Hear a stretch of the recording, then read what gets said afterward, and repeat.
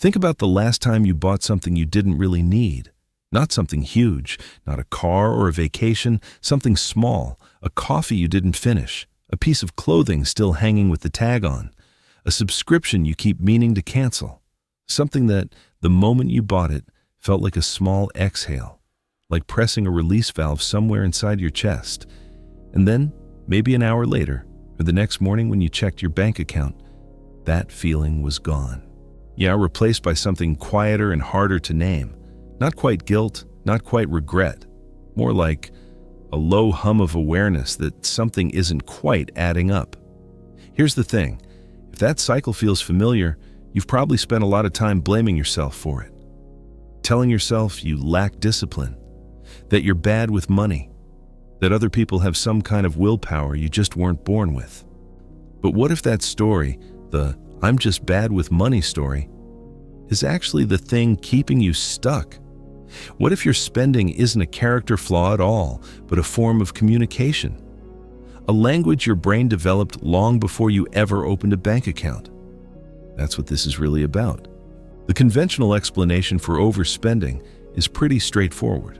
Most financial content, books, articles, YouTube videos, will tell you it's a math problem. You spend more than you earn. The solution is budgets, spreadsheets, willpower, discipline. Track everything, restrict everything. Just stop buying things you don't need. And look, that advice isn't wrong exactly, but it's like telling someone who stress eats to just eat less, technically accurate, practically useless, because it addresses the behavior without ever asking why the behavior exists in the first place. Here's what that explanation misses. Spending is almost never really about money. Think about what actually happens the moment before you make an impulse purchase. Almost universally, there's an emotional state preceding it. Boredom, stress, the tail end of a long week, a difficult conversation you're replaying in your head, a vague feeling that you deserve something because the day was hard. The purchase isn't random. It's a response. A very specific, very practiced response to a very specific emotional trigger. And once you see that clearly, once you recognize that what you're doing when you spend isn't irrational at all, it's actually a highly logical coping mechanism your brain developed to regulate feelings it didn't know how to process any other way. The math problem framing completely falls apart. You're not bad with money. You're using money to do a job it was never designed to do. Let's go back a bit, because this actually starts earlier than most people think. The way most of us learned about money as kids had almost nothing to do with compound interest or budgets. It had everything to do with emotion. What did money represent in your house growing up? Was it security? Was it stress? Was it something people fought about quietly or loudly or not at all, which somehow felt worse?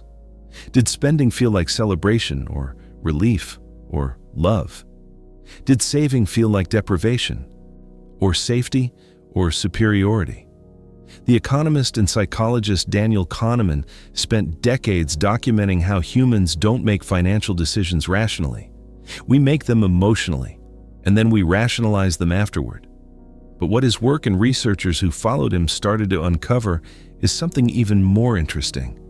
The emotional templates we use to make those decisions were largely formed in childhood, not through explicit lessons, through observation, through feeling.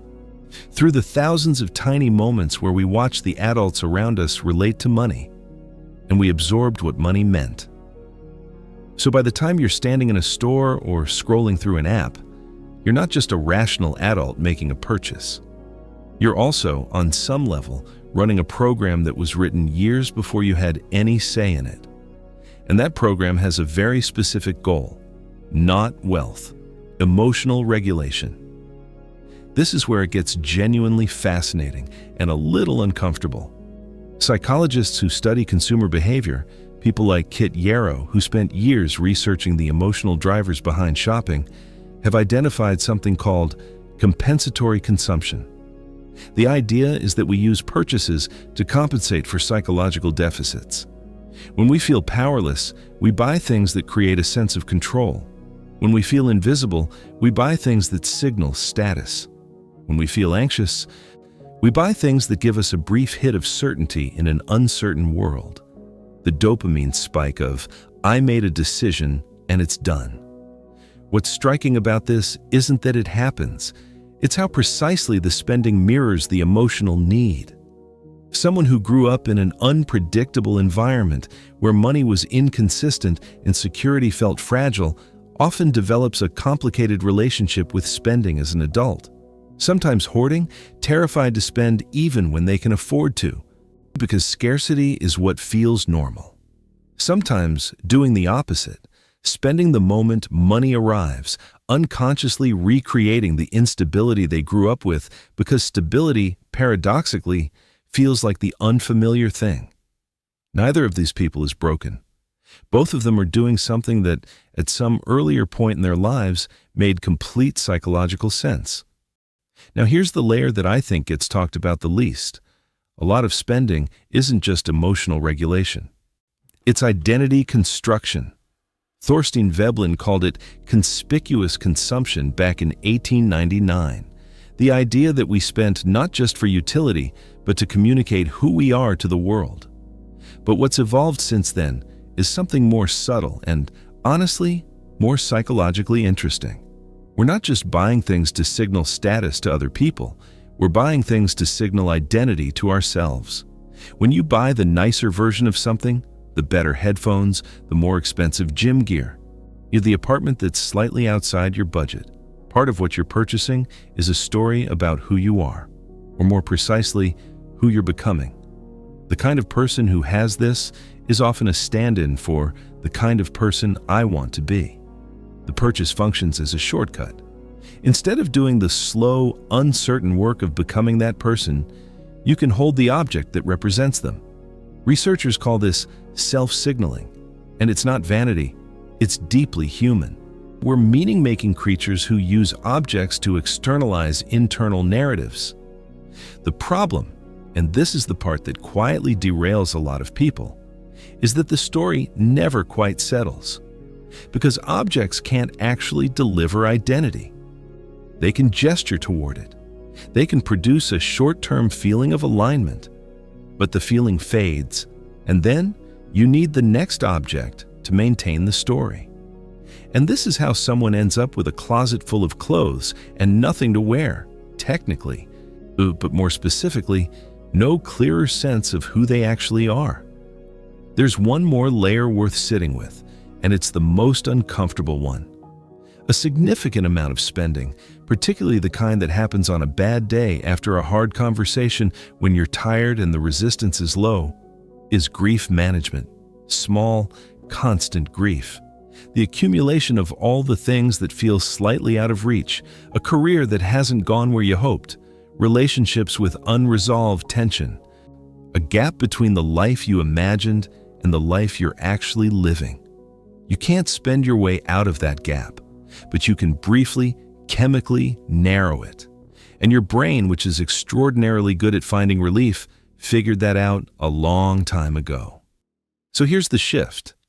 And I want to be precise about this, because it's easy to hear your spending is emotional and translate that into, I need more willpower to control my emotions. That's the wrong direction entirely.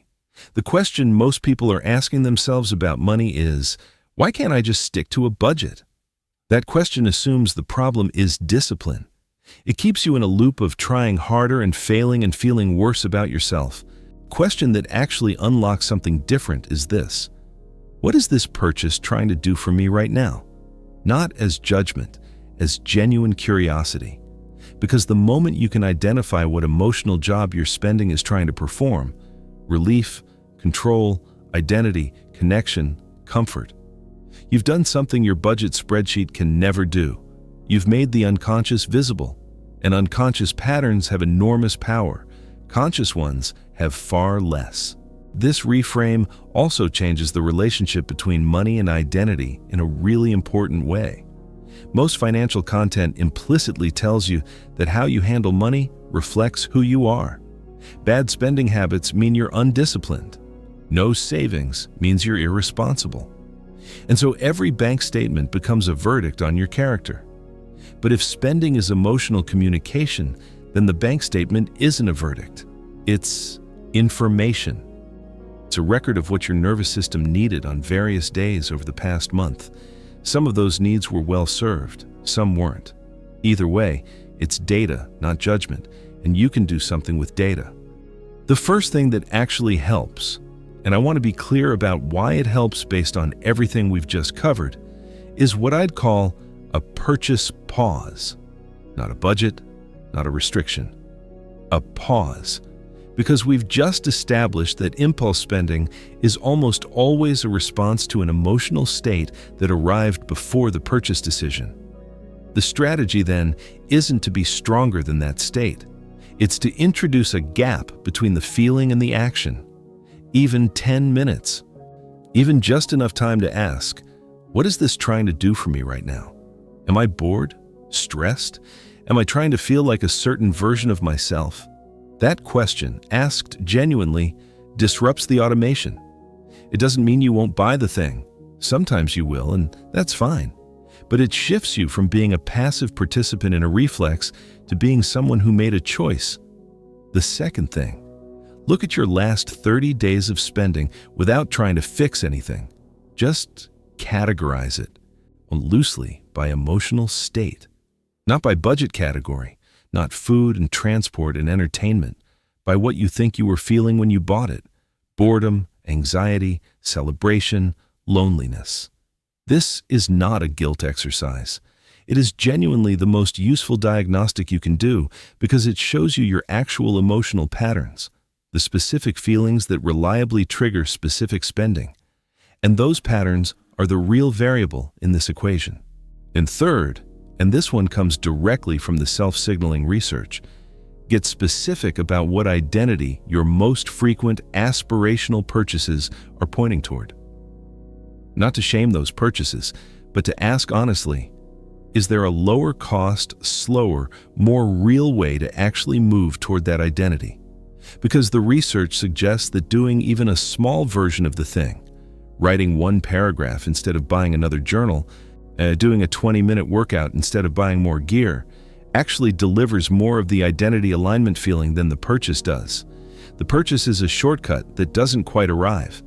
The action, however small, actually gets you somewhere. And finally, if some of what came up in this video felt like it might trace back further than just your own habits, back to how money felt in your household growing up, that's worth following gently. Not in a dramatic, everything needs to be excavated way, just with awareness. Because knowing that your financial reflexes were partly formed by someone else's story doesn't mean you're bound by it. It means you can start writing a different one, deliberately, at whatever pace feels sustainable. There's something quietly relieving about understanding that your spending tells a story about you. Not because it means the story is good or bad, but because stories can change. Most financial advice treats you as a rational agent who just needs better information or more discipline. But you've never been that. None of us have. We've always been people first. People who needed things from money that money was never quite equipped to give. Safety, belonging, identity, calm. The goal isn't to stop needing those things. The goal is to start meeting them a little more honestly. To notice, gradually, when you're reaching for a purchase the way you might reach for a drink at the end of a hard day. Not because drinking is wrong, but because if the drink is doing all the work, the hard day never really gets addressed. Your bank account isn't a report card. It's a mirror. And the reflection isn't telling you that you're failing. It's asking you what you actually need. That's a question worth sitting with. What we've covered today is how spending reflects what your nervous system is trying to manage in the present. But there's a connected pattern that goes even deeper. Why certain people are psychologically wired to sabotage themselves the moment they actually start building financial stability. Why getting close to a goal can trigger the urge to undo it. That's what we're getting into next time.